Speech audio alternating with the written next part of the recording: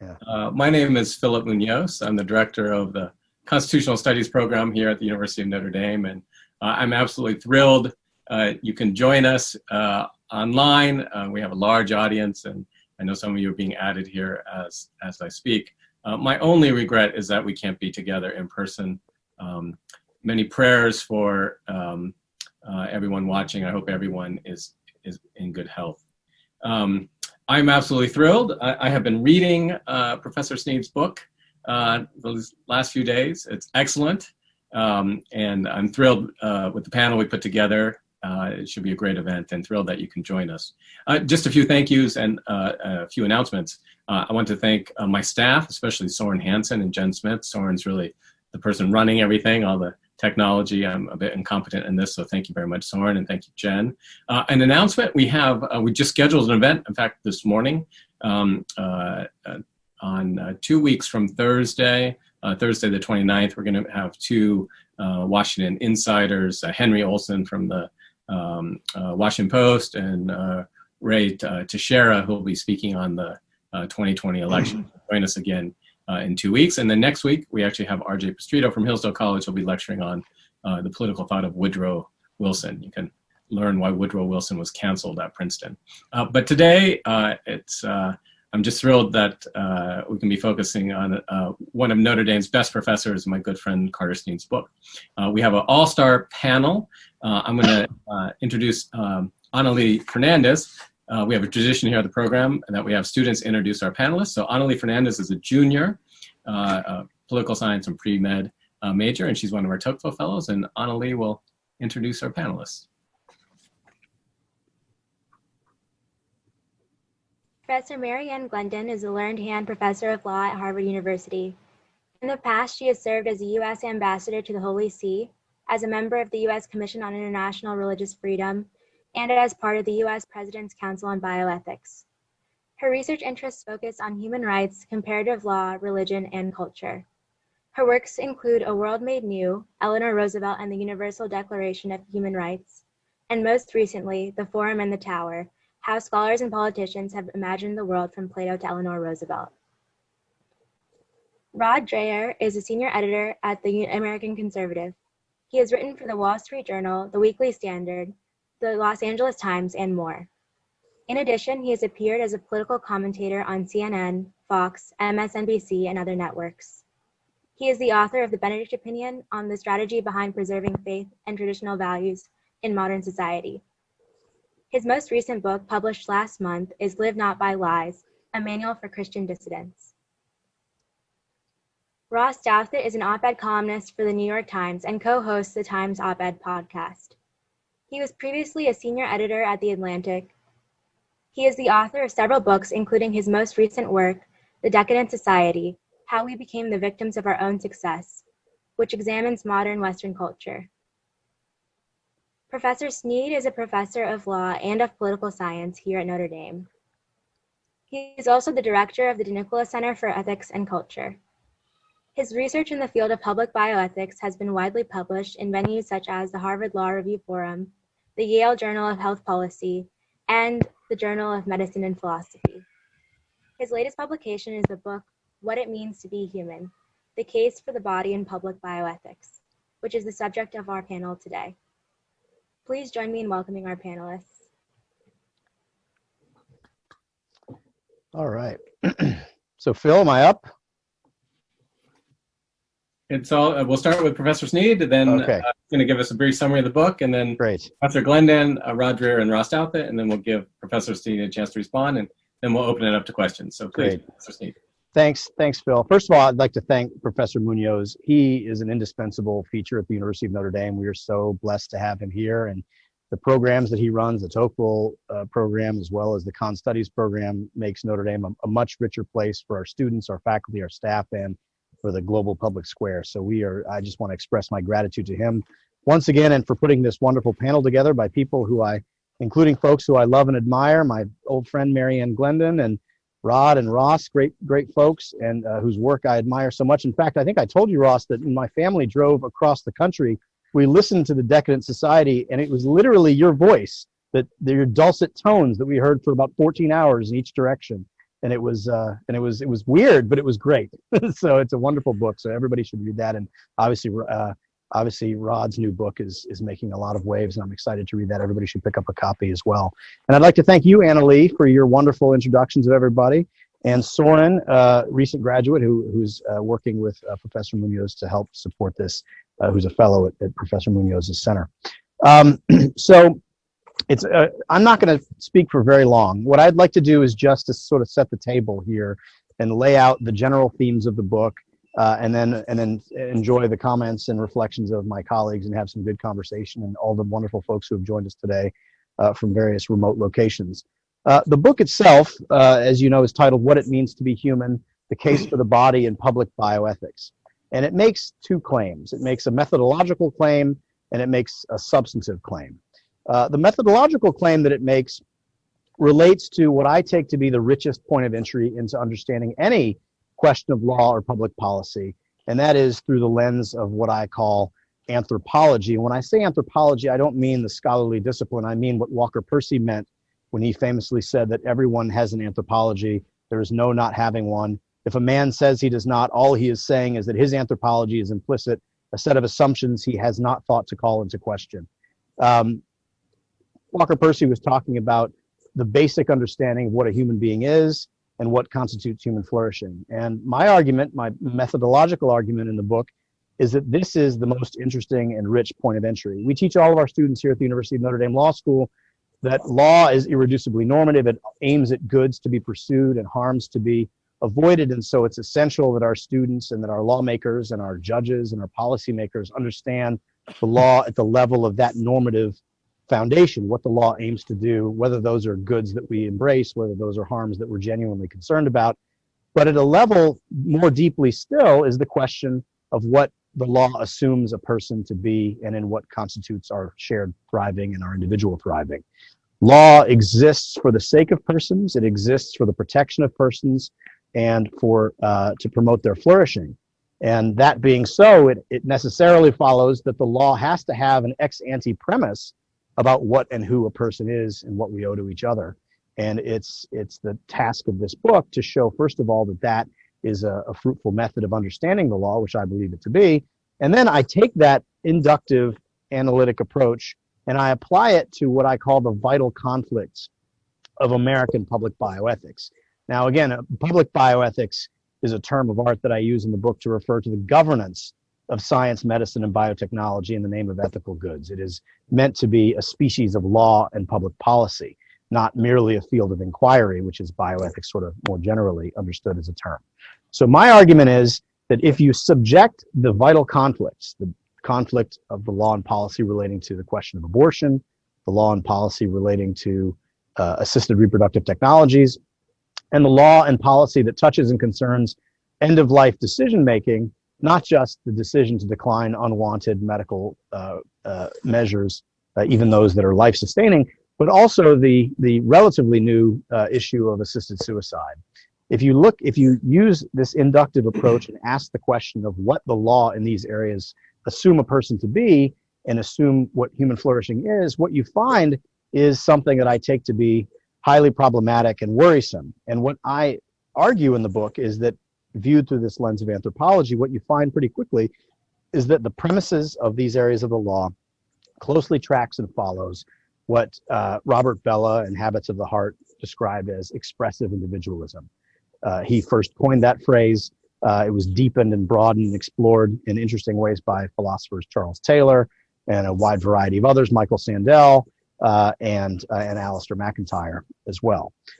And the argument is that these areas of the law assume that a person and that the fundamental personal reality is the atomized individual self. That's where the individualism piece comes in, whose highest flourishing is achieved through the interrogation of the interior of the self to find one's own authentic, possibly transgressive, individualized truths, and then to express those truths and to configure one's life and one's life course accordingly with the pursuit of those goals in mind. So it's a purely endogenously created, that is created from within, set of destinies and goals that come about through the lonely individual atomized self interrogating and introspecting in the interior of his or her consciousness.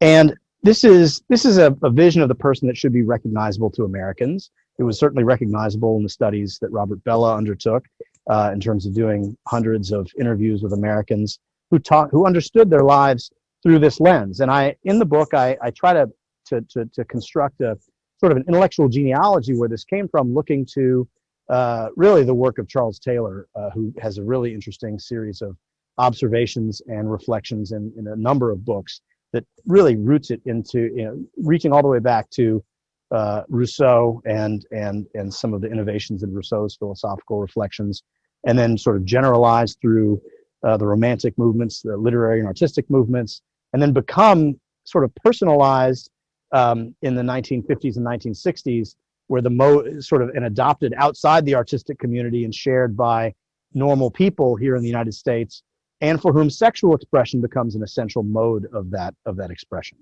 The expressive individualist anthropology, as I said, sees the atomized and individual isolated self as the fundamental unit of reality. It identifies people with their wills and their desires, and so it strongly prioritizes cognitive powers and regards other aspects of human life, the body, for example, as merely instrumental to the pursuit of the projects of the will. And moreover, not only is the body instrumental towards those goals and sort of accidental and instrumental to those goals, and therefore it's sort of dualistic, philosophically speaking, but also it regards other human relationships as instrumental to those goals. It regards our relationship to nature more broadly as extractive and instrumental towards the projects of the will. And even the deepest and most intimate personal relationships, the relationships of family, is viewed through this lens, this atomized, individualized, expressive individualist lens. It rejects conceptions of what philosophers called teleology, namely that the natural world and the natural phenomenon that we observe have any value in terms of guiding our understanding of the world and what we are and what we should be. And it's this last piece, what Alistair McIntyre calls sort of forgetfulness of the body, that makes this area, this form of anthropology, uniquely unsuited to govern public bioethics as a foundation for law and policy, because public bioethics is fundamentally about the fragility, the neediness, the subjection to natural limits, the vulnerability, and the mutual dependence that we all experience as inexorable realities of our lives, precisely because we enter the world and live and experience ourselves and others as living bodies, and dying bodies for that matter as well. And so with this sort of flattened, reduced anthropology of expressive individualism, which by the way does express important truths about human particularity and human freedom. I'm not meaning to say that there's no truth at all in that account of what we are. It's certainly not a full account of what we are. And when you integrate this as a foundation for the law of abortion, the law of assisted suicide, and end-of-life decision-making, and the law of assisted reproduction, what you see in these legal contexts is a kind of framing, first of all, of a world of strife, of isolated strangers locked in a struggle, or perhaps in collaboration, but more frequently in struggle with one another to pursue their own individual projects. And we see that obviously in the context of abortion, where the relationship of mother and child is dissolved into a struggle, a zero-sum conflict between two strangers, between a woman who has the status of legal personhood and something that's less than a person. And that framing itself doesn't capture the lived reality of parenthood, of family, of human life, and as a result it distorts and corrupts the law that grows off of that, or grows from that analytic foundation. The same is true of assisted reproductive technologies, which is characterized primarily by the absence of law rather than legal strictures, but it creates a certain kind of freedom that reflects the freedom of expressive individualism. And then the same is true where we project the image of the flourishing cognitive mind at the top of its powers onto very vulnerable and needy folks in the context of end-of-life decision-making, and it corrupts and bends and distorts the legal principles and doctrines that emerge from that. And so what I argue is that we need what I call an anthropological corrective, drawing upon the work of the wonderful Alistair McIntyre, trying to think about what's necessary for the flourishing of embodied beings for whom this kind of neediness and finitude is an integral part of our experience, and to be able to see our unchosen obligations, which don't exist through the lens of expressive individualism, to vulnerable others, most notably the elderly, children, born and unborn, and the disabled. And so looking to Alistair's thought on this, who hasn't ever really written about bioethics, looking at his work in the book Dependent Rational Animals and his reflection on what's necessary for the flourishing of embodied beings, I draw upon what he calls the virtues of acknowledged dependence, which are necessary to build up what he calls the networks of uncalculated giving and graceful receiving, which are unintelligible through the lens of expressive individualism. And the virtues that he points out that are necessary for this include the virtues of just generosity, hospitality, what he calls misericordia, accompanying others in their suffering. Those are the acknowledged virtues of uncalculated giving. There are also virtues of graceful receiving, the principle of which is the number one of which, of course, is gratitude. Gratitude, openness to the unbidden, solidarity, tolerance of imperfection, honesty, respect for the dignity of others. And you could really summarize all of these virtues under the aegis of the goods of authentic friendship, where we learn, first of all, we benefit as embodied beings from the support of these networks, people making our good their good without any hope of compensation or recompense. And then, so we depend on these for our survival, but then we sort of learn to become the thing that we're supposed to be by becoming active participants in these networks of uncalculated giving and graceful receiving, and become what we're meant to be, which is to say, as embodied beings, we're made for love and friendship. And I argue for the reintegration of these goods and principles into the foundations of law and public policy, so that they can fill out the lived reality of those areas and allow us to care for those who are especially vulnerable, whose lives are touched by all of these areas. So that's kind of a long-winded account of what the book says.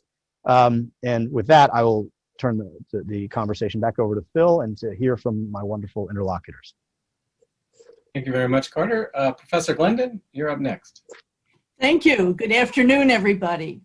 I have to say this is such a pleasure to be participating in this discussion, especially since this work of Carter's is a natural outgrowth of work that he and I participated in many years ago with the Presidential Council on Bioethics. And I'm looking forward to the discussion, not only because Carter's book is such a clear presentation of the law governing these three areas: assisted reproduction, assisted suicide, and abortion. And in fact, much of American law is affected by his uncovering of the implicit images behind those three bodies of law. But I think that the greatest, even for someone like myself who has studied these areas, I think it was a revelation to me to see how he uncovered, exposed, examined, and critiqued the underlying assumptions, the underlying pictures that we have in mind when we talk about the difficult issues. Now, according to Carter, we would do better thinking about all these issues if we kept in mind the fact that human beings have bodies. Now, I have to admit that this body business, Carter, is a bit of a challenge for me as the descendant of Yankee Congregationalists and Irish gypsies. So I'm going to do my best. I have three preliminary observations about Carter's thesis. One has to do with the fact of dependency, which is an aspect of what Carter calls embodiment, a very important aspect.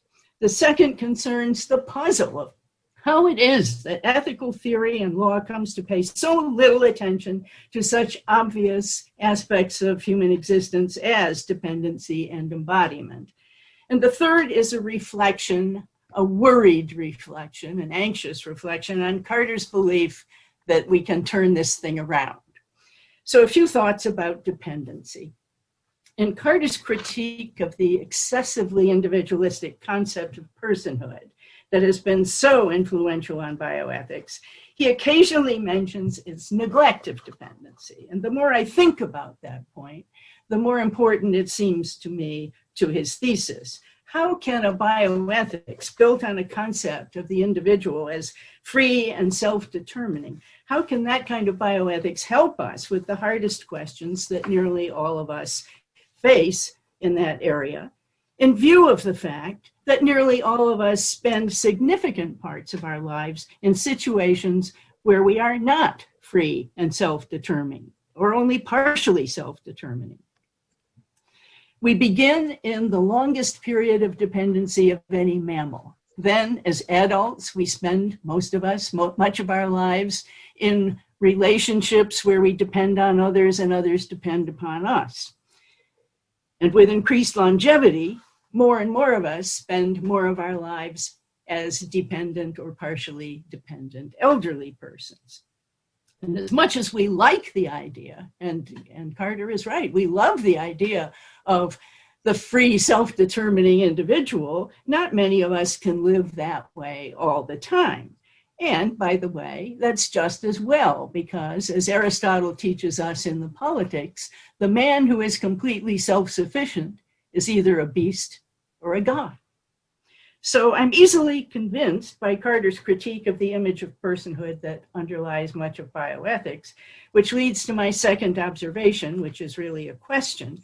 How do we account for the influence of expressive individualism, to use Carter and Alistair's term, on certain areas of the law when it is so out of whack with lived realities? I don't think that we can blame it all on trickle down from philosophers or from the habits and attitudes of elites. I fear that the good part of the answer is closer to home in what Ross calls the Decadent Society, in the massive social experiment that was undertaken in several Western countries in the late 20th century. That experiment had many causes, but the intersection of two of them was particularly fateful, in my view.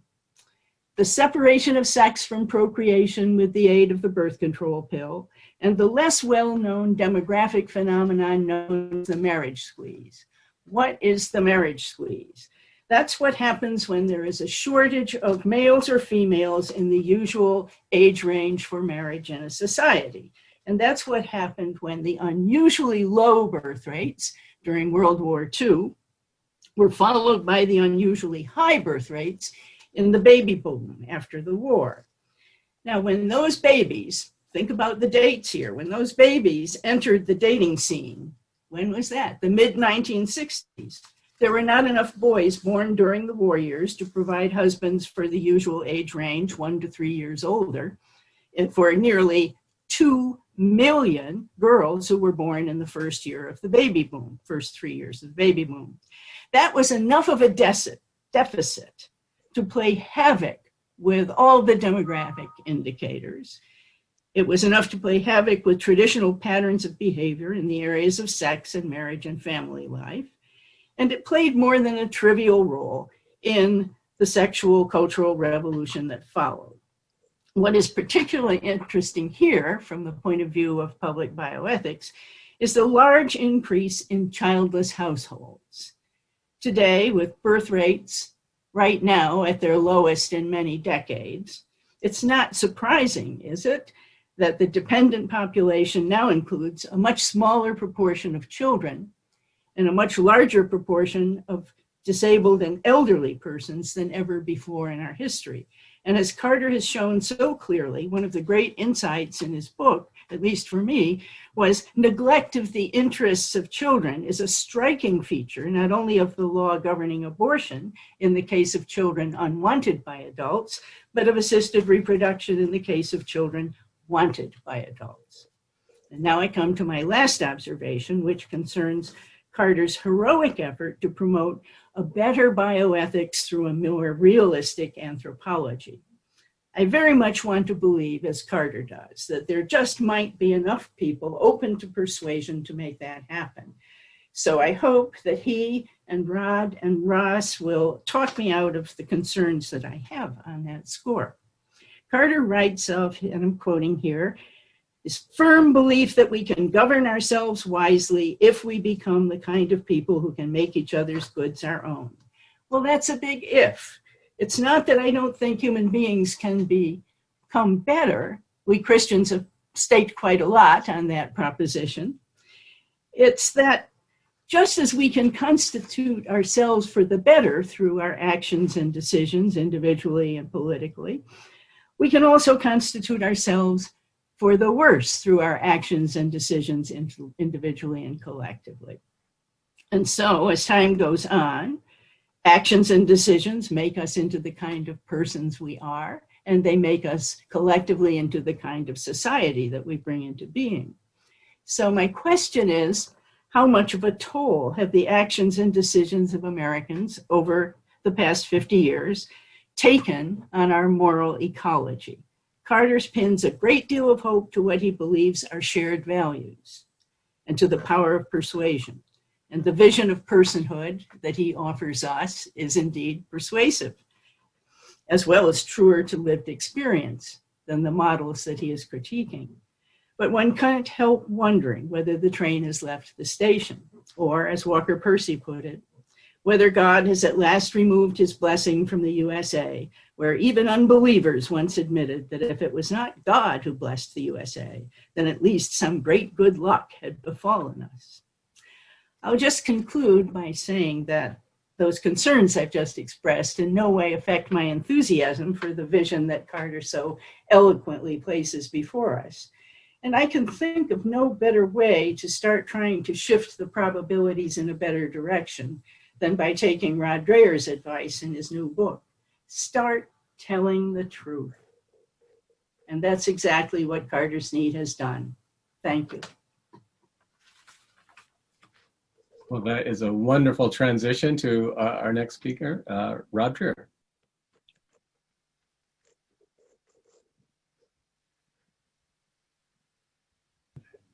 There, can you hear me now? We can hear you now. Good.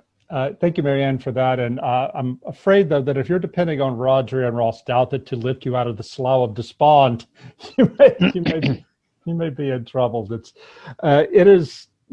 are salad days for cultural pessimists. But one of the most important things that I learned from Carter's book is that in my own work in recent years, I focused mostly on what happens to a civilization that loses God. But Carter's book makes me wonder what happens to a civilization that loses man. And it's very powerful in a way, a very powerful analysis of what the effects are in terms of our bioethics on matters of life and death and our law, and which undergirds our civilization when we lose what it means to be fully human. I'm reminded of a story that I tell in my new book, but it's really prophetic, I think. It's something that happened to me when I was in Budapest a year or two ago doing some research for this book. I was on a tram riding through the city with a young Catholic, my translator. She had been married 4 years, had a young son at home. She was telling me how difficult it is for her in her life in Hungary today just to talk to friends about the things she's struggling with as a wife and a mom. Even her Catholic friends have trouble relating to what she's saying. She said, I start telling them about the difficulties I have, and the first thing they say to me is, oh, leave your husband, put your kid in daycare, everything will be great, you be you. She said, I try to tell them, I'm happy being married, I'm happy being a mom, but it's not happiness all the time. And I just want to talk to you to help me find out a way to bear the struggle of being a wife and a mom. And she was really struggling, my friend, to articulate what she wanted to say. And I looked at her and said, it sounds like you're struggling for the right to be unhappy. She said, that's exactly it. Where did you get that? Well, I showed her it was from Brave New World, where this is the thing that the totalitarian, the dystopian society in Brave New World grants to everybody: perfect pleasure all the time. You don't have to worry about the body. And the rebel, the dissident in this world is a man, John the Savage, who tells the world controller that he's fighting for his right to be unhappy. That's a very, very difficult sell in our society today, in our technological society, where expressive individualism, as Carter says, is at the center of how we think about everything. In a situation like that, in a cultural condition such as ours, the body and all of its travails is an obstacle to liberty. That's how it's perceived. And that is the water in which we all swim. There may be somebody watching here, a reader of my blog, who emailed me earlier today when I promoted this meeting on my blog. He said that he's a high school teacher. He said that none of his students, even the evangelical Christian ones in his class, understand what's wrong with expressive individualism. They can't even grasp that there might be anything problematic with it. In a similar way, a professor told me once that he can't get his students in his college classes to understand why Brave New World is actually a dystopia. We shouldn't want to live like that. And that's because expressive individualism and hedonism, it has come to the center of American life. And that's the story we tell ourselves.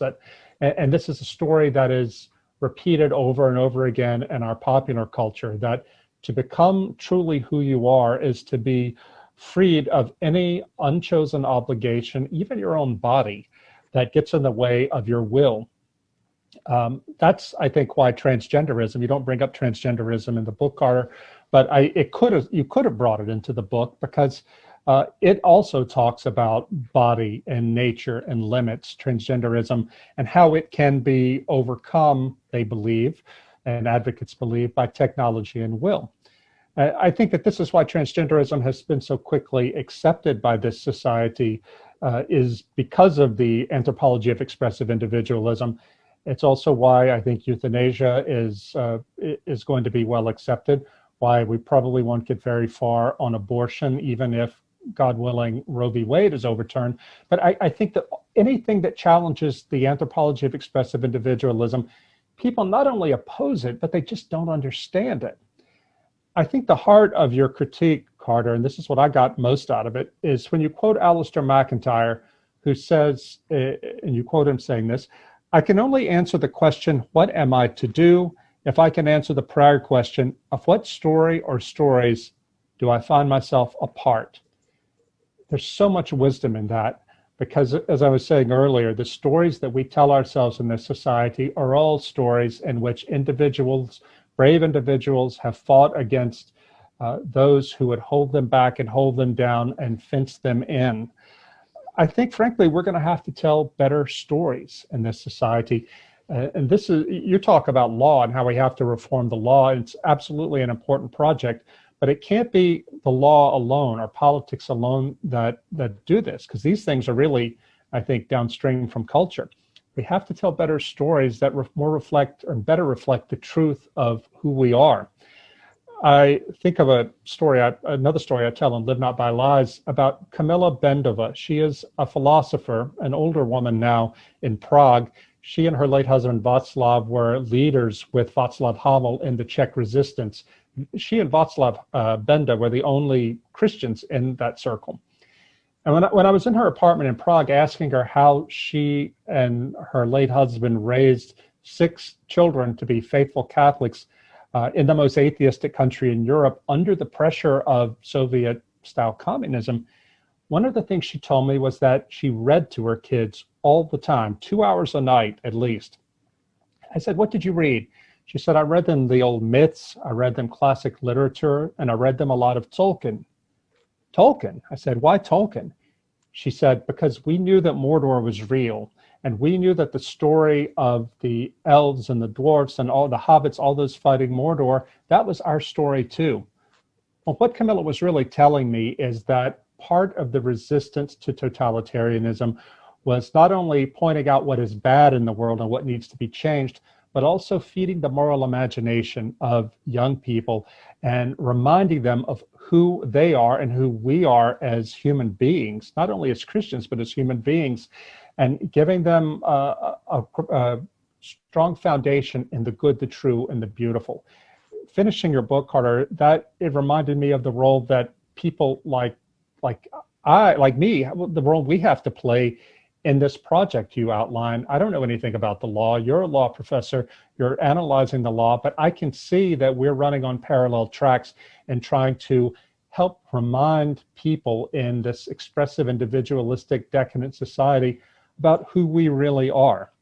I think that we have to, in my book, Benedict Option, and I'll finish on this, I quote Christian Smith, one of your colleagues there at Notre Dame, a sociologist of religion, talking about how the church, what it has to do to recover from this decadent society that is saturated with expressive individualism. He says, quote, churches should offer a true, alternative, transcendent story. If they can't do that, if they remain saddled with moralism, then they better hang it up now.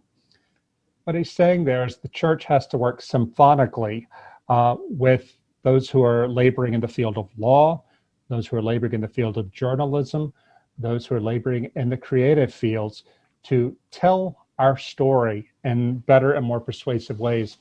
I'll end by saying that it was really a wonderful serendipity that I got in the mail this week a new book called Alexandria by an English writer named Paul Kingsnorth. It's a novel. He's not a Christian, but it's a novel set in the post-apocalyptic future. And it turns out it's a novel about the body.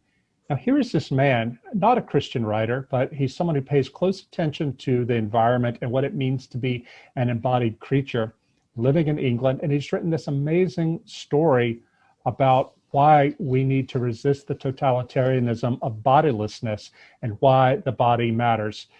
This man, Kingsnorth, is working with us, Carter, and it's so powerful, the story he tells. We need to encourage people like him, and I'm grateful for people like you who show people like me why it matters in the law, why the story of the body, these stories we tell ourselves, the stories of which we are a part, really do matter, and there really are matters of life and death. So on that, I'll turn it over to Ross. Thank you. Thank you for the handoff, Rod. And thank you, Carter, for writing such a terrific book. I'll just quickly second or third everyone else's comments and say that it's a wonderful synthesis of philosophy, history, and legal analysis. And it's both, I think it's both a just sort of a purely incredibly useful, purely descriptive account of where American public policy stands on bioethical issues. And, obviously, I would think a compelling case for where we've gone astray and what a better fusion of bioethics and the law would look like. And I'm going to try, I guess I'll follow Professor Glendon slightly in offering three quasi-observations. And I'll try and follow Rod, who was actually, I think, by Rod's standards, kind of optimistic in his comments, with all that talk about how we can tell better stories and, communism fell, so why not expressive individualism? Powerful, uplifting, and upbeat, Rod. So I don't know where this idea of gloomy pessimism from you comes in. But I'll try and be a little optimistic too, or rather, with each observation, I'll try and offer a mix of reasons for optimism, reasons for pessimism. The first observation is, I think, maybe a slightly different take, by no means mutually exclusive, on Professor Glendon's comments about sort of this distinctiveness of the baby boom era and what it's meant for our society today and sort of its philosophical underpinnings. And I agree with everything the professor said about sort of demographic changes and changes in married life, changes in family life having effects on the growth of the philosophy that Carter outlines in his book. I also think, though, that you can be maybe even a little more reductive and just say that the period in which expressive individualism conquered America was a period that combined unprecedented health and unprecedented wealth. Both the riches of the post-war boom and the sort of success of modern medicine at the time in conquering all manner of diseases in a relatively short amount of time were sort of brute facts about that period that had no parallel before in human history. And what they seem to have created philosophically is a kind of what you might call a bias towards Gnosticism, where the combination of health and wealth for an extremely large share of especially the American population made it possible as never before for large numbers of people to stop thinking about their bodies. I guess, right? That not, not permanently, in the sense that they all, as the baby boom generation is today, would ultimately grow old and die. But for a time, you had this incredibly large, young generation that was enjoying a combination of prosperity and physical health that had no prior parallel. And so maybe it shouldn't be surprising that a philosophy that emphasized the godlike aspects of human nature, which, are real in the sense that, we're made in the image of God. There are godlike elements to human nature, even if they aren't the controlling traits. That kind of philosophy would become particularly appealing in that era. And if you wanted to be, in a weird way, sort of optimistic out of pessimism from that analysis, you would say, well, a few things have changed from that era to this one. One is just the simple fact that, Western society has grown old in ways that, sort of qualify as decadence under my definition and have all sorts of bad consequences. But one possibly positive consequence is that, the reality of mortality as a shadow over, what was once the sun-kissed, permanently youthful baby boom generation is a kind of collision with the realities that expressive individualism denies.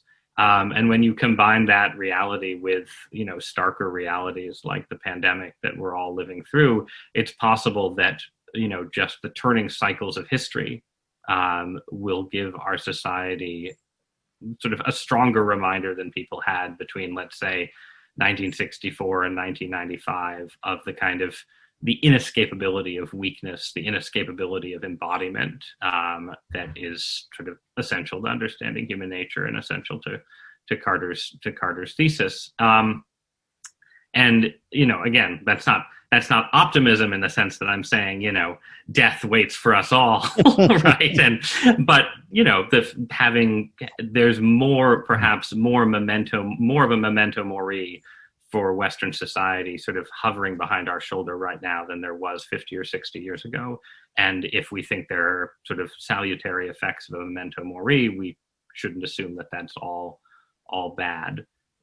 So that's one point. And sort of to sort of shift from there to the second point, I mean, I think one notable thing that you've seen in the sort of COVID debates, right, is this. There's been a kind of expressive individualism of the right, which manifests itself, I think, sort of most notably just in the last couple weeks in the kind of, I've got my medicines and I'm going to conquer this disease attitude of the president of the United States. And I think that gets at sort of a larger point that struck me reading Carter's narrative, which is that while on the specific issues that he talks about on the specifics of bioethics, the Snead position is concentrated on the political right.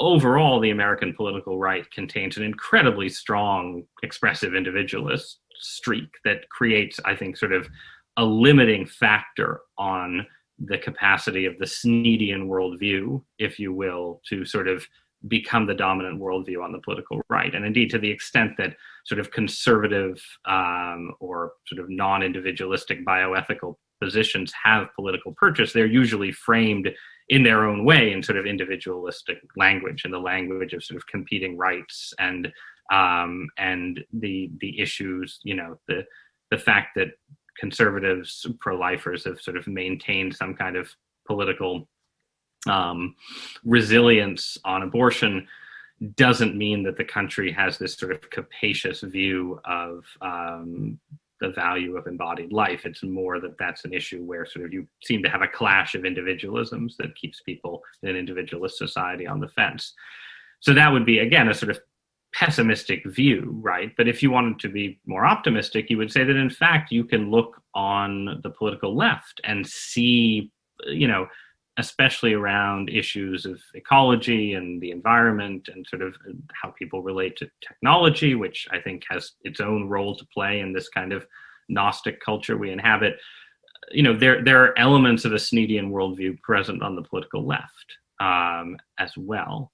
And while it seems, I think, unlikely in the current dispensation, it's not impossible. I move back and forth between left-wing and right-wing worlds, and it seems to me that there are aspects of sort of the more capacious view that Carter has in mind that are present in different pieces of our political coalitions. And it's not completely impossible to imagine them being put back together, not in the next 10 years, but maybe in the next 100. And then the final point, just quickly, is also sort of a question maybe for Carter, which is that the book talks a bit about some, European issues of euthanasia, and the sort of low country experience comes up. But I would be interested to hear more from you, or someday read more from you, on both how the sort of American model, the expressive individualist model, compares to what you might call the sort of Catholic Europe model, because if you look at, and Professor Glendon's written a bit on this, but if you look at, I think, Southern Europe especially, there is a somewhat similar but also somewhat different approach to these issues that prevails, especially around bioethics, surrogacy, and debates like that. So I'm interested in that comparison. I'm also interested in the comparison to China, which seems to have its own sort of radically different conception of bioethics, which is, I think, further from, certainly from a Christian perspective, and is likely to become influential globally in various ways over the next 50 years. So I'm sort of curious, now or some other time, about Carter's thoughts on those alternative models. And I'll leave things there. Thank you so much for listening. Thank you so much to our panelists.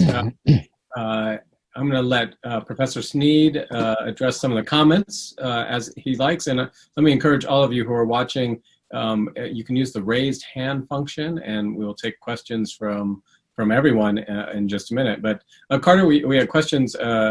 Professor Glendon asked if the train has left the station. It's too late to maybe recapture a more sensible bioethics from an embodied, or bioethics that is more in tune with our embodied nature. Then Ross just asked some comparisons with some international questions. You take either of those? Sure. Or Yeah, no, sure. I first of all, I'm just so grateful for the generosity and the richness of all the comments and the attention to the themes of the book that these very busy and very wonderful people contributed. I'll just take one piece of each person, and then I'm anxious to move on to the conversation amongst ourselves, but also our wonderful guests who have tuned in. First of all, as to the optimism, pessimism point, my view is it doesn't really matter. I mean, we don't have any other choice other than to press ahead and to fight for the good, the true, and the beautiful. Whether we win or we lose, that's a matter of prediction. But I try not to think about the likelihood of success or not. I try to think about focusing on what we have to do, and we don't have a choice, right? Whether our likelihood of success doesn't dictate it might dictate strategic choices in the short term, but it doesn't dictate our overall commitment. And I know that no one was suggesting that, but I just wanted to say, sometimes when you get knocked down the hardest, that's when you realize, okay, there's no other option here besides fighting and fighting for, as I said, the true, the good, and the beautiful. Now, one of the things that Marianne said that I thought was important, all of it was important, but the thing that it's interesting is the question of, is this possible, is the question of whether or not we can actually be friends with each other, right? And there's grounds for pessimism on that front, especially with respect to social media. I've been involved a lot in the confirmation hearings of my very dear friend and colleague, Judge Amy Coney Barrett, and what you see in that world is not encouraging about the possibility of non-tribal friendships emerging. But it's important, it seems to me, and I try to make this case in the book, that the things that we have to do, the practices that lead us to the possibility to raising our gaze upward from the interior self, are practices that take you outside of yourself, and the practice that does that in the most direct and comprehensive way, it seems to me, is the practice of being a parent. And that's why it's worrisome to hear about the rise of childlessness. It's becoming apparent that transformed me into a self-involved. I mean, I'm still a terrible person, but I'm a less terrible person than I was before, by virtue of the fact that it really doesn't draw you out of yourself in a way, and there's a kind of uncalculated giving towards one's child that transforms your way of thinking about everybody that you interact with. And this comes up in kind of a funny way. I mentioned it in the book, and this relates to Rod's point about the importance of art as a witness.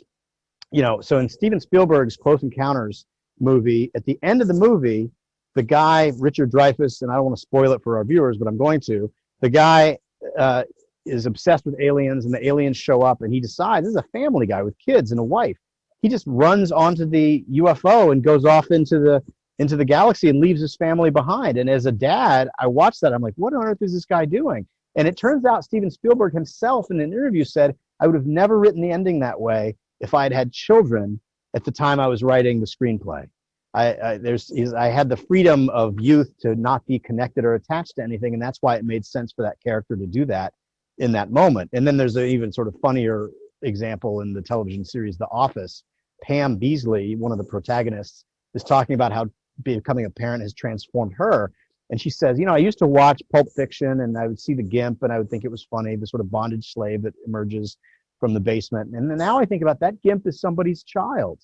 And it's funny in the moment, but it also is extraordinarily telling in that the pedagogical significance of parenthood is an essential feature of healing ourselves in our communities and our polity.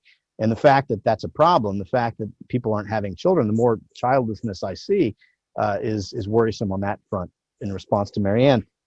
Back to Rod, I really do agree that it's essential that art change hearts and minds, and the way we saw that obviously in the major points of inflection in our history, Uncle Tom's Cabin, changing the heart of people in a way that beautiful speeches by Abraham Lincoln, no matter what Phil thinks, would not be as compelling.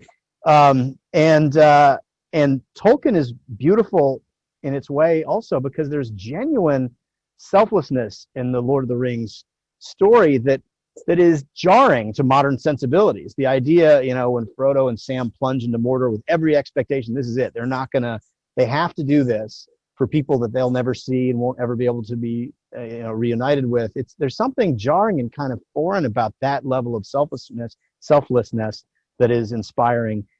And I think about prophetic witness of people practicing radical hospitality, and the person that always comes to my mind is Mother Teresa. The idea of a sort of countercultural shock to the system of someone devoting their life to others in a way that just doesn't make sense to the modern sensibility, as a kind of inspiration for transformation of culture.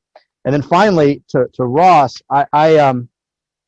it's an interesting question. I think I agree with you. And I think Ross, I was so excited about your turn to sort of constructing what politics should look like, and right before everything kind of came apart there, with the in terms of thinking about working people and religious people, and the sort of this is crass and inadequate, but like the sort of social conservatives and economic liberals finding common cause with one another, something sort of more communitarian looking that you would think you'd see in Europe, with the history and tradition and political movements they have there. By the way, I haven't read it yet, but my understanding is Pope Francis's Fratelli Tutti it resonates a lot with the arguments that I try to make in the book. And in Pope Francis, I think we see someone who at least tries to, in terms of his discussion of the throwaway culture and our interconnectedness to one another, is influential in a positive way in trying to change hearts and minds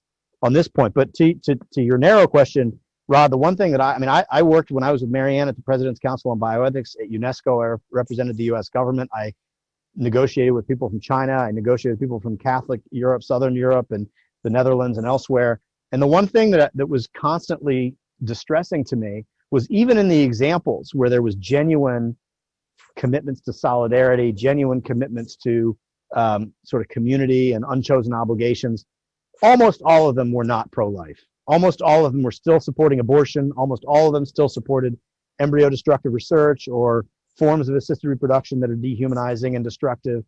And they almost, and you even saw, Germany, the courts make a turn away from their Embryo Protection Act, away from, legal structures that have been put in place in reaction to the terrible history of that country. And as people kind of forget about it, I worry that our influence as the United States through Roe and other legal authorities and political actions that we take, we infect our friends across the pond.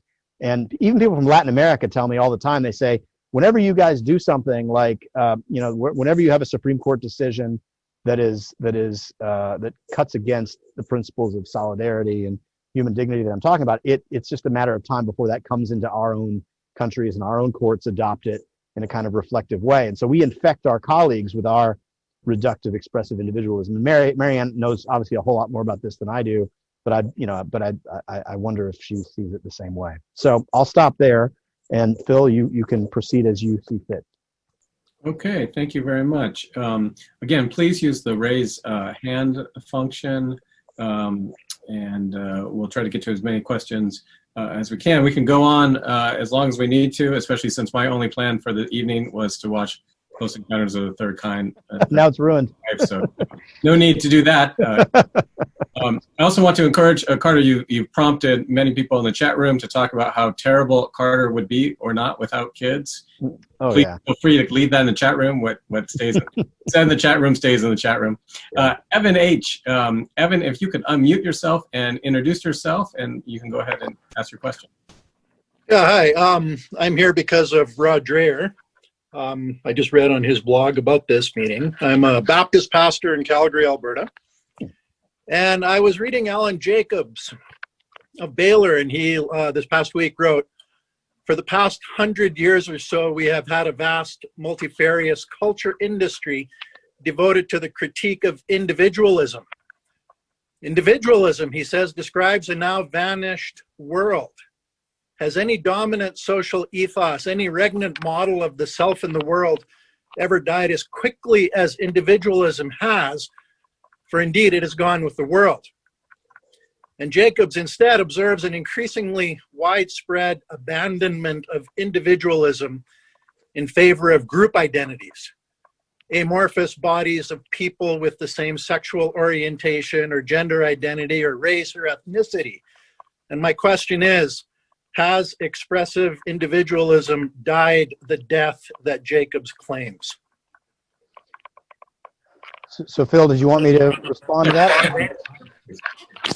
Yeah, so thank you, Evan, for the question, and thank you for tuning in. I don't think that expressive individualism has died in the domain of public bioethics at all. I think, especially if we take the examples that I use in the book, the framing of these questions, the sort of prioritization of human flourishing and even the role of government, agreement on the left and right that there's certain conditions of freedom that must obtain for people to realize the genuine, authentic internal truths that they discover themselves, influences very much. I mean, the way we talk about abortion now is still between the atomized individual strangers of the mother and the child she's carrying. It's not viewed through the lens of parenthood. It's not in terms of not just with respect to what might be owed to the baby in the womb, but also what's owed to the mother, who's facing a situation and the claims and the summons to assistance that follow from really embracing the categories of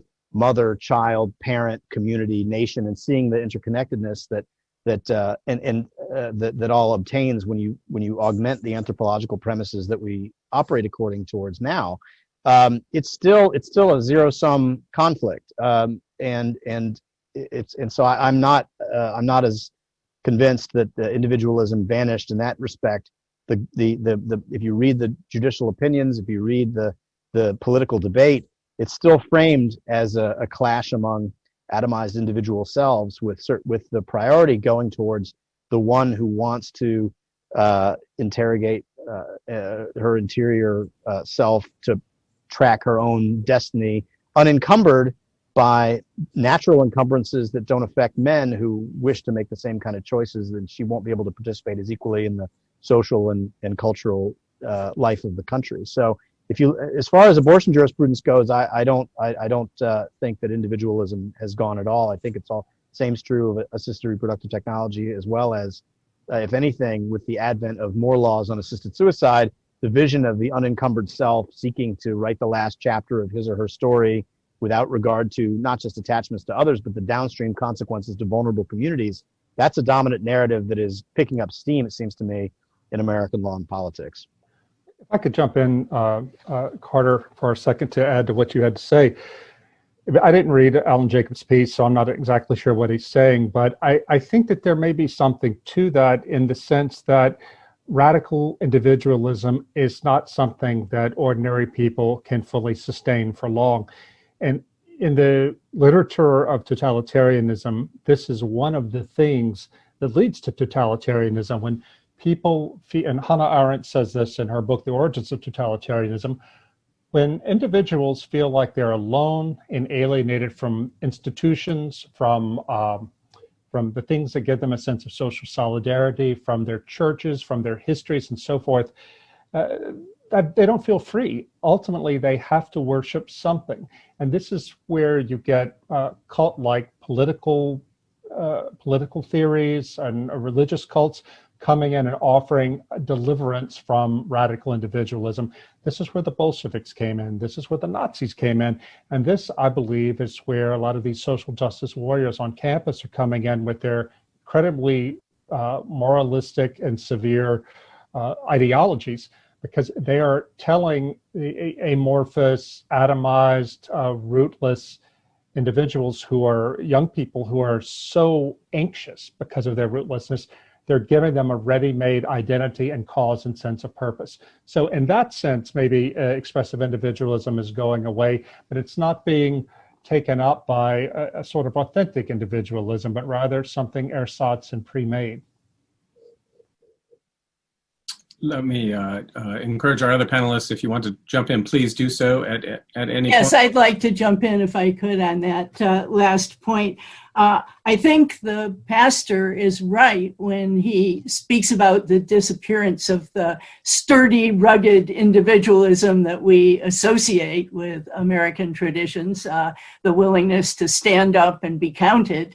And I think when we use the term expressive individualism, we're talking about something entirely different, a withdrawal into the self and the preoccupation with the self that often is quite compatible with conformity and with suppressing individualism of the first type.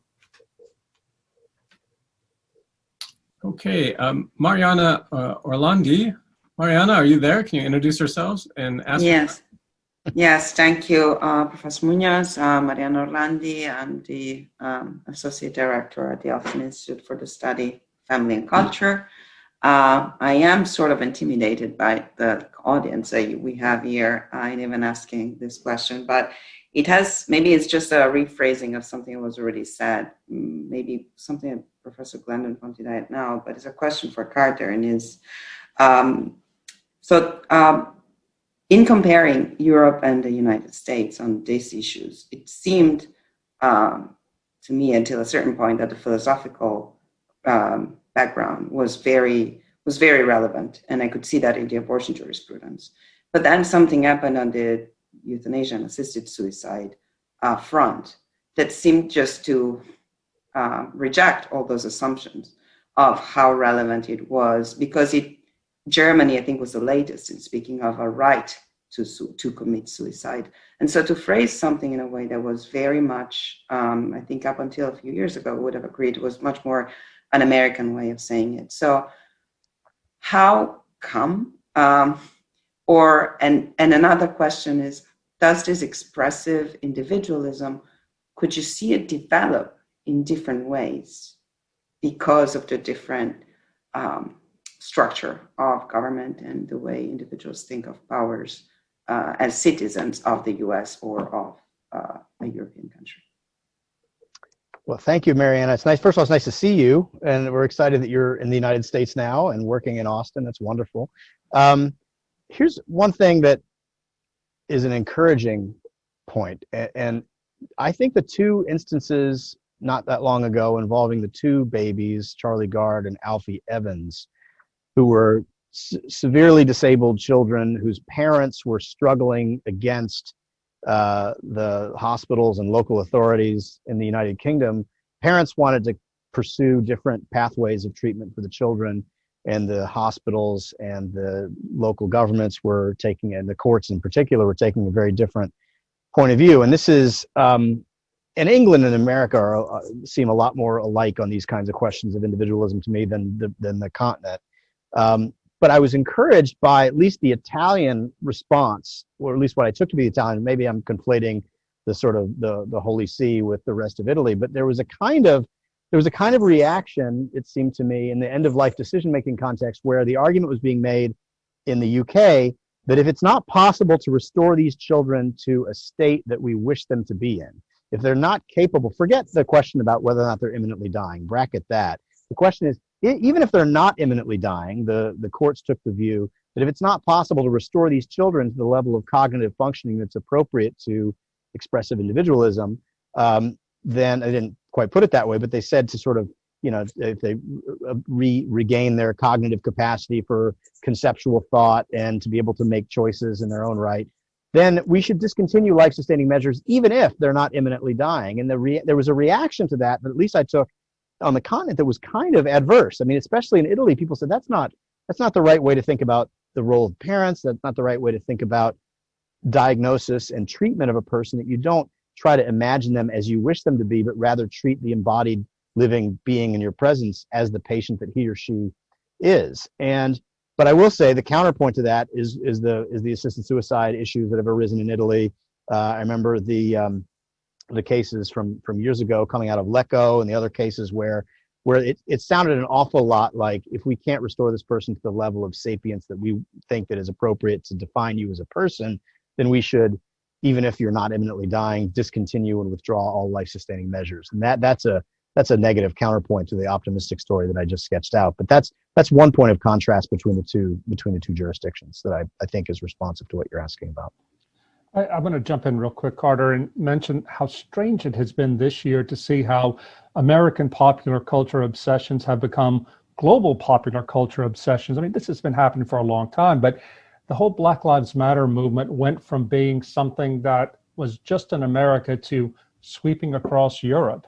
And I think that there must be something extraordinary going on here with the global village that the internet is, taking these American pop culture phenomena and spreading them very quickly and in a very disruptive way to Europe. And I don't know where else around the world these protests happen, but I mean, it just really underscores how technology and this connectivity we have amplifies America's cultural hegemony in these cases. And I think if I were European, I would be deeply worried about it. Okay. I think Marianne had a comment. She's muted right now, but I think she wants to. This is her bailiwick. Marianne, if you could unmute Sorry, yourself. yes. No, there you I go. had a quick reaction to Mariana's question. Nice to see you, Mariana, about the differences from country to country, and there are differences. And many of the most shocking developments in bioethics we are seeing in Western Europe. And that, if you remember a few years ago, to the degree that a couple of atheist philosophers, Habermas and Pera, wrote books saying that the loss of the Christian heritage, and by the way, what spurred Habermas to write about this was biological engineering and the instrumentalization of human life. And he said that he worried about whether we could continue to live out our liberal values if we take away the Christian base on which they rest. And you see this discussion much more in Europe than you see here. And so I think there are very real differences from country to country in that respect. And so it would be interesting maybe for somebody to trace the evolution of the law with the degree of secularization in these places. Okay, we have a number of people with questions, and we're going to try to get to as many as possible. I want to get a student question in here. Nick Holmes. Nick, can you unmute yourself and introduce yourself?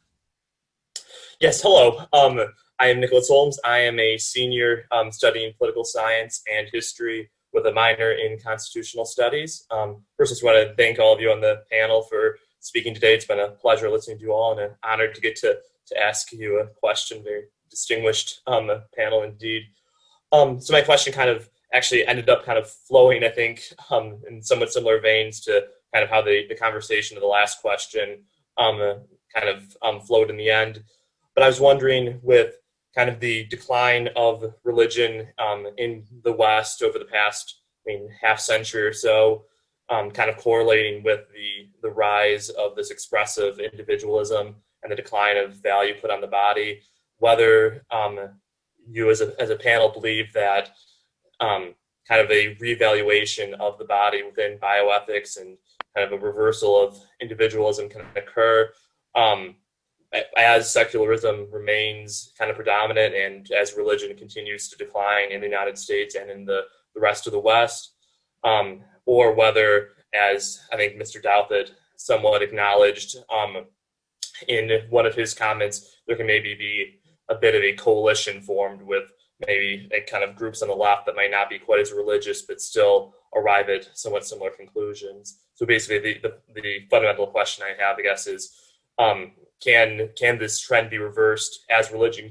continues to decline, or basically does a revival of Christianity in the West need to occur before kind of these other changes in bioethics can take place? Thank you. Yeah, thanks for the question, Nick. That's a big question, of course. And I think, well, for one thing, I'm not sure that religious fervor and sensibility, and this is, I think, picks up on what Rod was saying. I don't think it actually declines. I think it just shifts. I think it's like conservation of energy. I think people they worship other things. They worship, and the expressive individualism is effectively the worship of the self, right? The unencumbered self and the dreams and plans that one creates and the future that one pursues, regardless of how one sits embedded in community, family, culture, and so forth. So, is the question being, can the kind of Christian sensibilities of selfless love and love of neighbor, can it persist as a counterweight to the sort of expressive individualism in the decline of actual religious observance? And I don't know the answer to that. And it seems to me, I'd be interested in hearing what Marianne and others say about other nations' experiences. It's not clear to me, and I don't know enough sociologically about where the massive growth within religion is in those areas in which it's growing. And that might tell us something interesting about the direction that we can head in and to try to stanch the tide of expressive individualism and the corrosive effects that it has on these fundamental questions involving the most vulnerable people among us. Any of the other panelists want to get on this? Yeah. I'll qualified to speak, yeah. Well, I don't know. I'm not always qualified, but I think at first I totally agree with Carter that it's a mistake, I think, to sort of just frame this in terms of secularism versus religion. I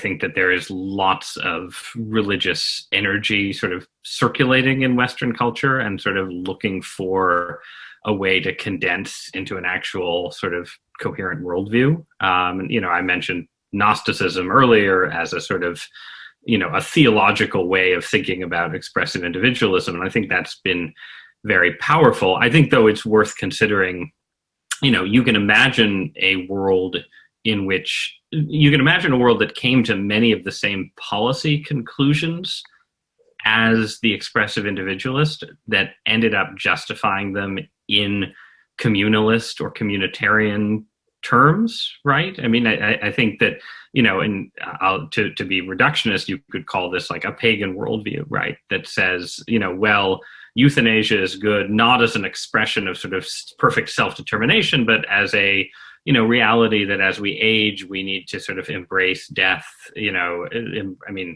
It's like the movie Midsummer, right? Where it's, the sort of the pagan cult where people throw themselves off a cliff at age 72 or something, right?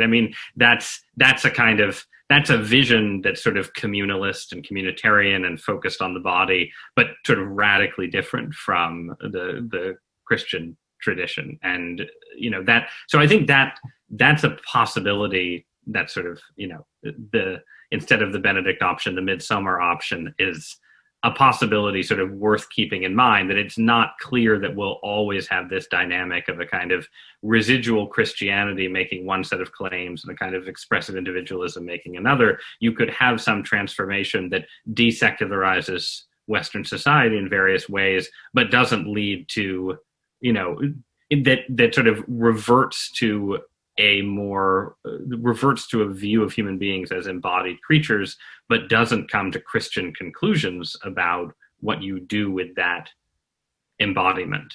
Yeah. It's possible to justify abortion on more grounds than expressive individualism, I guess. That's true. Just one quick footnote to what Ross was saying. If what you see in the Silicon Valley among people who have religious sensibilities is an attraction to transhumanism. It's a kind of rejection of the body in a comprehensive way, that you can use technology to actually abstract one's cognitive principles and leave the body behind and adopt some other technologically enhanced body. If you read the transhumanists, it's very, very much a religion. It's not just a secular response to human limits and natural limits. Well, I would say too, Carter, that we can't forget what Christian Smith has said most powerfully, that religion in America has been completely overtaken by what he calls moralistic therapeutic deism, which is just sort of God is in heaven, he wants us to be happy and nice, and that's about it. Smith said that is across every religion. So we can't look at Christianity as any sort of bulwark against expressive individualism, when in fact Christianity and other religions in this culture have been colonized by expressive individualism. I would say, I'll end by saying that the book I mentioned earlier, Alexandria, has a pagan religious order as the one who is holding onto the truth in this a millennium into the post-apocalyptic future. They are pagans, but it takes a religion to hold them together, whatever the religion they've been able to cobble together out of the ruins, to keep them strong against transhumanism, which is the big temptation there.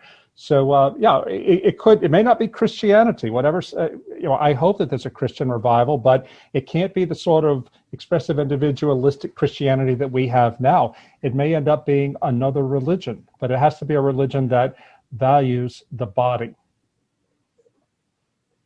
I have to compliment Rod. He's the first panelist in the program's history who has a brand new book and yet is hawking someone else's book. Richard Dorflinger, you're up next. Sure. Unmute yourself and introduce yourself. Oh, Richard. am I heard now? Hi. Actually, this dovetails well with what Carter just said about the transhumanists. When I worked for Catholic Bishops' Conference in Public Policy, I was always looking for what's the next issue where people are not dug in yet in their polarities. And that's how we passed some of the things we did manage to pass in federal law, like a ban on patenting human embryos, And the Democrats would say, who would want to patent a human embryo? And then the biotech industry would react to our proposal, and they'd find out that some people did. But they felt kind of yucky about it, and we passed it. I think from the experience I just had taking part in a webinar on human genetic engineering, that is still one of those issues. There's concern about especially germline human gene editing from the United Nations, which says it's probably contrary to human dignity. And that's a very rich field there. Well, if it's against human dignity, is that grounded in human nature? And why is there something givenness about human nature that is not subject to our autonomous aspirations?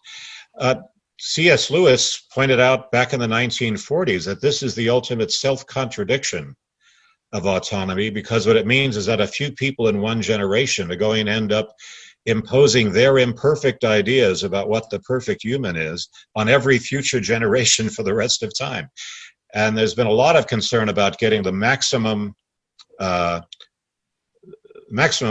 diversity, including theology. Even the scientists are saying we need theologians too, commenting on the dangers here. My favorite movie on this is Not Brave New World, because people just don't they do not connect with a totalitarian society that would do things that way. But Gattaca, where the buildup of individual autonomous decisions about giving your child the best possible start in life becomes a kind of social pressure to conform, in which the unenhanced, which are called the faith births, are kept down in the low-paying jobs, and the enhanced end up feeling suicidally depressed if they don't live up to what they've been engineered to do, because their very nature was chosen for that. I think this is a very rich area for people from a richer idea of human nature and human dignity to comment on. And I just wanted to propose that for any comments you may have. Richard, it's so good to see you. You're all the way on the other side of the continent these days. I'm so happy. For those of you who don't know, Richard Derflinger represented the U.S. Conference of Catholic Bishops on pro-life issues for many, many years. There's no one who knows more about those issues than Richard does. No one who's done more for human dignity and the common good than Richard has. I don't want to embarrass you, Richard, but it's all true. And I'm so happy that you're participating. Richard, people aren't dug in. People are pretty dug in on abortion. I found, and maybe you disagree, at least in the struggles in the state level in Massachusetts and elsewhere, there still were the possibility of interesting coalitions around assisted suicide. People who left and right coalitions, people who oppose assisted suicide, not because they in principle think that a person shouldn't be able to make that final sort of existential choice, but out of concern for the downstream consequences of the most vulnerable populations, the elderly, the disabled, people people who are in discrete and stigmatized minorities that are socially disfavored. And so I agree with you, and I think that maybe the traction is less than it used to be, but assisted suicide and end-of-life decision-making seems to me to be a fruitful area. One problem about human dignity, though, that we, Marianne, will remember from the President's Council on Bioethics and from her work on the international instruments, Declaration on Human Rights, and that is that it's a great phrase, human dignity, and it does have content and it means a lot. But when we were at UNESCO, we were negotiating the Universal Declaration on Bioethics and Human Rights. You can see the derivative title from the famous one. And they took a poll of all 192 countries that were negotiating, and human dignity was by far the number one principle that everybody was excited about and would get behind. But then the moment people started talking about what its source was and what its content was, everything would fall apart, which isn't to say that we shouldn't fight for a correct understanding of human dignity. And I disagree with those who have said that dignity is a useless or stupid concept as in the early 2000s in bioethics. But I think it's important. I think it's important what you said, Richard, about the possibility of making headway on interesting new questions about which people aren't dug in. And then secondly, it's also really important to point out something that our libertarian friends miss sometimes, which is to say that private ordering that is oppressive and dehumanizing and dominating can be just as dangerous and problematic as state-sponsored violations in that form. And I'm thinking of eugenics. I'm thinking about state-sponsored eugenics. Everybody agrees is problematic and we should resist that. But there is the reality of private eugenics. Some people even resist the terminology. Well, it can't be, if it's private ordering, it can't be eugenics. But you see that with the campaign to eliminate all unborn children with Down syndrome, as well as other persons with disabilities. I just quickly, just to jump in. I mean, I think that it is very likely that the dilemmas in Western countries end up being more like the dilemmas of Gattaca than the dilemmas of totalitarianism. At the same time, I think to the extent that there are sort of actual sustained breakthroughs in genetic engineering in all of our lifetimes, it's quite likely that you will get an actual totalitarian project along those lines in the People's Republic of China.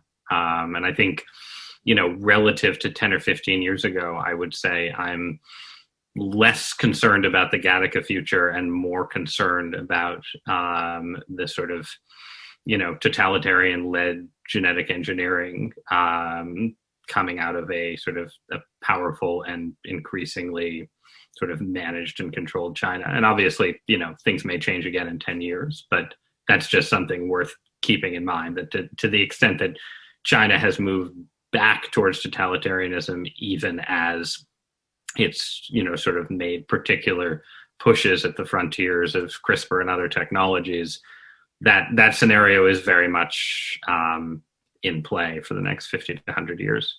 And you see too, Ross, I mean, what are we going to do when our leaders are confronted with, the genetic engineering equivalent of the missile gap? We're going to be facing a tremendous national security pressure to catch up to China. You see what I mean? And we're potentially, although again, to be more optimistic, right? I mean, I think to the extent, like, it's harder for people to see what's wrong in the West with certain kinds of genetic engineering when it's practiced in this sort of voluntary seeming way. And so to the extent that it becomes associated with sort of centralized state control, there might also be opportunities for saying, well, that's, we want to define ourselves against the Chinese race to build a Superman. And, we want to do it the old fashioned faith birth way. I'm not sure how optimistic that really is for us, but well, it's Khan-Noonien Singh and the eugenics wars that Star Trek predicted. I mean, it's all been prophesied, and it shall come to pass. This is SETI Alpha 5. we are running short of time, but I've promised two other people that they could ask their questions, and I'm going to get my own question in as well. So Patrick Graff is a graduate student here at Notre Dame, and then Philip Sloan is faculty member.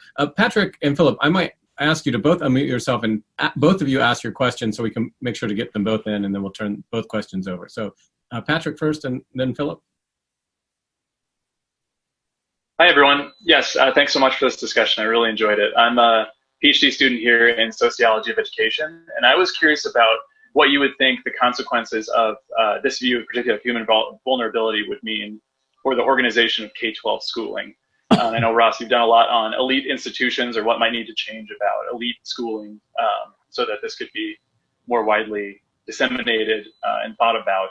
But I think particularly about the ways in which we spend a lot of time trying to figure out how to keep kids away from experiencing other people's kids' vulnerabilities in our school system.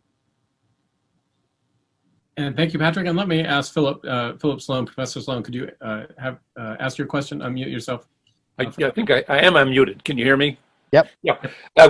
Carter, I think there's just one question. We've talked so much about expressive individualism, and I'd like to see more discussion in grasping a kind of anthropology about the great impact of the sciences in the same period. I mean, I think the genetic revolutions of the 1950s and 60s have created so many of these questions and also led to a very reductive picture that people have of themselves as determined by genes and so forth.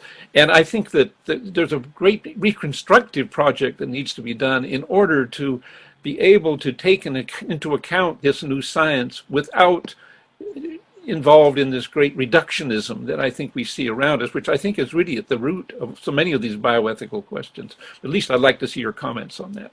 Yeah.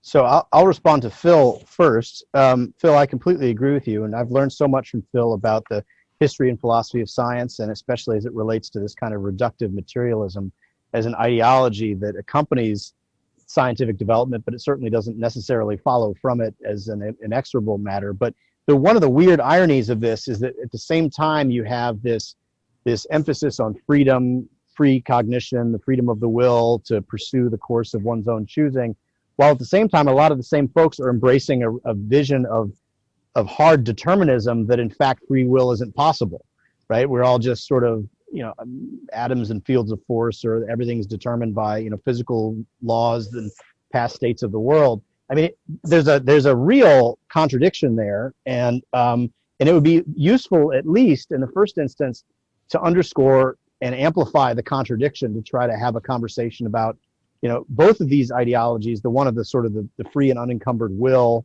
atomized will, and the totally reductive, all determined, mechanistic account. They're both highly problematic. They both lead to serious violations of the vulnerable and the weak and the dependent. but they're frequently held, and they literally directly contradict one another, but they're held frequently by the very same thinkers. And so it's valuable, and there's not a way to do justice to reconcile the issue or to point a way forward. And I've written a lot about the notion of reductive materialism as it involves policy and political decision making, and this sort of listen to the science. I believe in science. Don't infect science with politics, and how incoherent that is when you understand science and politics. And thanks to your writing as well, Phil.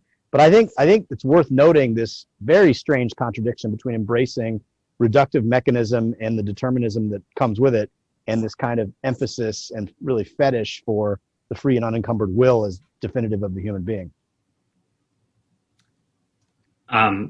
I'll say something quickly about the first question. I mean, I think two things could be said. One is that there's no question that the structure of meritocracy, the sort of funneling of people with particular talents into self-segregated environments increasingly dominated by the manipulation of symbols and digital technology, sort of feeds into Gnosticism in all kinds of ways.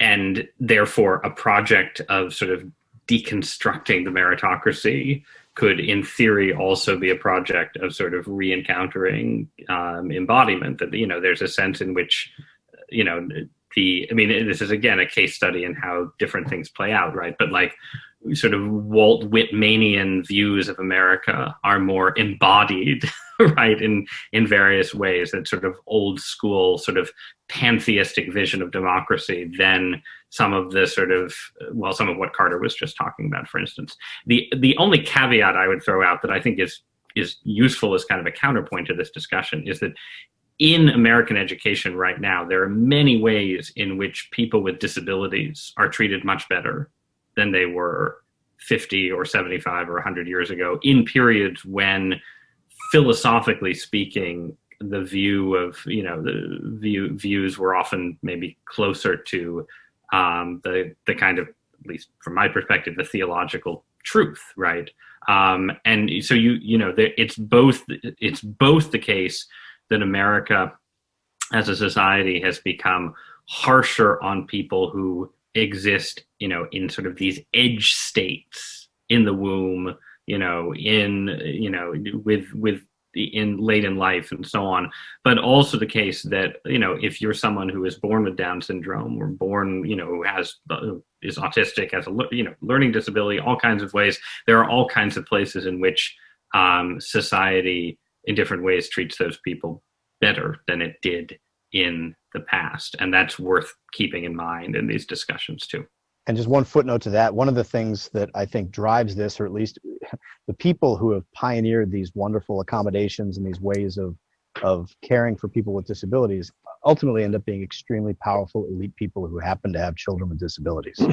And that drives a kind of emotional connection and shows the formative role that parenthood plays. And you stop pursuing the brass ring as you've designed it in your interior self, and you start thinking about creating a world for your children. We are just about out of time. Carter, we've had a number of other people raising hands and a number of questions submitted through the chat function. And I'm sorry we didn't get to them all. Very good questions. Some of the questions have concerned public policy. Let me just sort of generalize from them. If abstracting from a constitutional precedent being overturned, just what we could do now, are there certain public policies that you would be particularly keen to see implemented in the here and now? What are the one or two public policies that would lead us to a healthier, a more embodied bioethics? So, I mean, I'll take the example of assisted reproductive technologies, because that's an area in which there really is no legal mechanism to protect vulnerable people who are seeking care in terms of infertility treatments, even from sort of predatory folks in the world of IVF clinics, but also even from their own vulnerability and their own decision making choices about how they're going to become pregnant or to bear a child that might have negative downstream consequences, both for their own safety and well-being, but also, and to take the easiest example, the safety and well-being of their children. I think it's, as we argued in the President's Council on Bioethics, the easiest place to do something is in the context of assisted reproductive technology, because it is characterized by the absence of law. So if people could think carefully about what we owe to children, think about the doctor-patient relationship, think about the nature of parenthood and the demands and the requirements, obligations and privileges that go along with that, and to try to come up with some, I mean, in the President's Council on Bioethics, we had 17 people who disagreed very strongly about fundamental issues, including about the moral status of the embryo. And yet we were able to come up with some overlapping proposals to try to protect both dignitary concerns as well as sort of basic health and safety concerns. So I would encourage people to look at the President's Council on Bioethics report, Reproduction Responsibility, for some of the proposals in there. I think would be easy to get done, and you're not in the teeth of a constitutional precedent that has to be overturned or severely modified in order to get anything done, which is the case in the abortion context. I want to thank our panelists, Marianne Glendon, Rod Dreher, Ross Douthat, for this wonderful conversation. I've read the book over the last few days. It's Harvard University Press book. Don't let that intimidate you. Carter's beautifully written, very accessible. As Ross Douthat said, if you're interested, I just read the chapter on abortion, just interested in a wonderfully clear overview of the law, I recommend the book wholeheartedly. We here at the Constitutional Studies program, we want to encourage our students to think profoundly and clearly and deeply about the most important things. And that's exactly what this conversation has been. So thank you to the panelists. Thank you, Professor Snead. Thank you all. Everyone joining us. And Carter, next time I see you, we have a little gift here for you. Oh, look at that. How wonderful. It's a picture of Rod. Yeah. No, hold it up again. I want to see there. Well, Marianne, Ross, and Rod, you'll be on Carter's wall here. Yeah, well, I already have a collection of images of all of them on my wall, but that's a new one. That'll be great. Thank you, everyone, for joining us. Make sure you check out the Nicholas Center for Ethics and Culture for their events, and of course, Con Studies here at constudies.nd.edu. We hope to see you all again soon, and thank you again for joining us. Thank you all so much. Congratulations, Carter. Very good. Thanks, Phil.